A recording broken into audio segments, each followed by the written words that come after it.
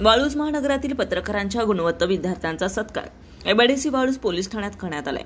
वरिष्ठ पोलीस निरीक्षक रामेश्वर गाडे यांच्या हस्ते अमृता शिवाजी बोडखे, पल्लवी रामराव भराड, आर्या संजय निकम या उपस्थित गुणवंत विद्यार्थ्यांचा सत्कार करण्यात आला। या प्रसंगी सहाय्यक पोलीस निरीक्षक मनोज शिंदे, पोलीस उपनिरीक्षक गणेश गिरी, पत्रकार आणि पोलीस कर्मचारी उपस्थित होते। बजाज नगरातील 5.5 किलो सोने आणि 32 किलो चांदीच्या दरोड्याचा पर्दाफाश करण्यात महत्वपूर्ण भूमिका बजावलेल्या एमआयडीसी वाळूज पोलीस ठाण्याच्या पोलीस अधिकाऱ्यांचा पत्रकारांच्या वतीने सत्कार करण्यात आला। कार्यक्रमाचे सूत्रसंचालन संजय काळे यांनी केले, तर माधव कावरके यांनी आभार व्यक्त केले। कार्यक्रम यशस्वीसाठी सर्व पत्रकार, पोलीस अधिकारी, कर्मचाऱ्यांनी सहकार्य केले। सूर्यवार्ता न्यूज, मनोज जाधव, वाळूज महानगर। आणि पत्रकाराची जवळपास सारखी येते, कारण आम्ही आमची 24 तास कामात असतो।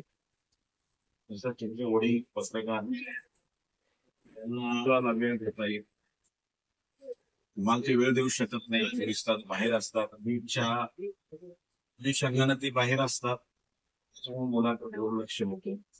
त्याच्यात आर्थिक परिस्थिती, याच्यातून तुम्ही जे त्याबद्दल मी तुमचं अभिनंदन करतो।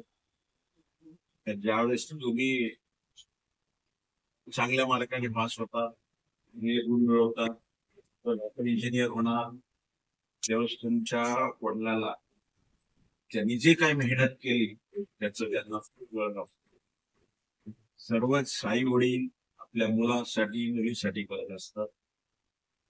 आम्ही जे काही नोकरी करतो, आम्ही आमच्या मुलासाठी, हे कशासाठी? आपल्या मुलासाठी।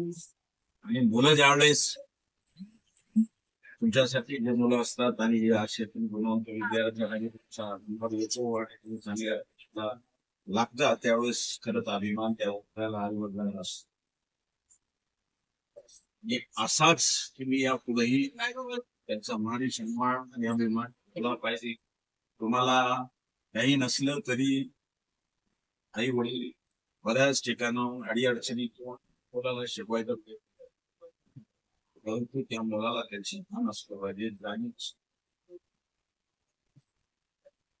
आता निश्चित तुम्ही पुढे जासाल, बऱ्याचशा प्रमाणात काय होतं, आता मी पोलीस खात्याच्या दृष्टीने सांगतो, 2 पैसे आले, नोकरी लागली, सन्मान झाला, आई वडिलांचे कष्ट विसरून जातात, लव्ह मॅरेजचं प्रमाण मोठ्या प्रमाणात वाढतं।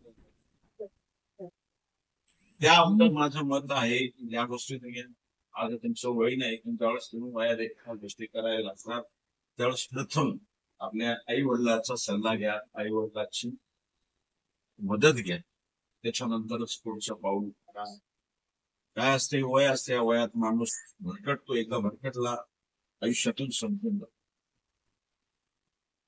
आता आमच्या अधिकाऱ्यांनी सांगितलं, भविष्यातून काही मी ठरवलं, भविष्यात ठरवलंय की बहुत आपले डॉक्टर व्हायचे, डॉक्टर इंजिनियर व्हायचे। नुसतं डिग्री मिळवून चालणार, त्याला पोस्ट ग्रॅज्युएट, पीजी, MBBS झाला, MD होणं गरजेचं, ME होणं गरजेचं, चांगले मार्क घेणं गरजेचं। चांगले मार्क घेतलात तर निश्चित तुम्हाला कंपनी कॅम्पस सिलेक्शन,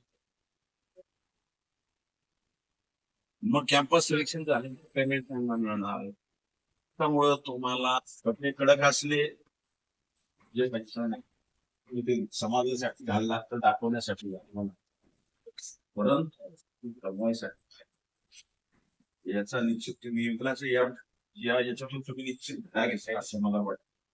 आणि भविष्यात पुढचे सांगतो की तुम्ही पीजी कमवला, डिग्री कमवली, तुमची काय तुम्ही हुशार आहात, IAS, IPS, MPSC, UPSC शपथ, डिग्री मिळाल्यानंतर सर्वाला कुठली डिग्री असो, BA असो, BCom असो, MBBS असो किंवा इंजिनिअरिंग असो, डिग्री मिळाल्यानंतर आपल्याला MPSC आणि UPSC, MPSCचे UPSCचे अधिकारी, MPSCचे अधिकारी क्लास 4, क्लास 1, सुपर क्लास 1 बी असतात। स्वतःची जिद्द, स्वतःची इच्छा मित्र करतोय, मैत्रीण करते म्हणून नाही करायची. स्वतःची इच्छा जर असेल तर मी स्वतः इयत्ता 4थी पासून ठरवलेलं होतं की मला PSI व्हायचे.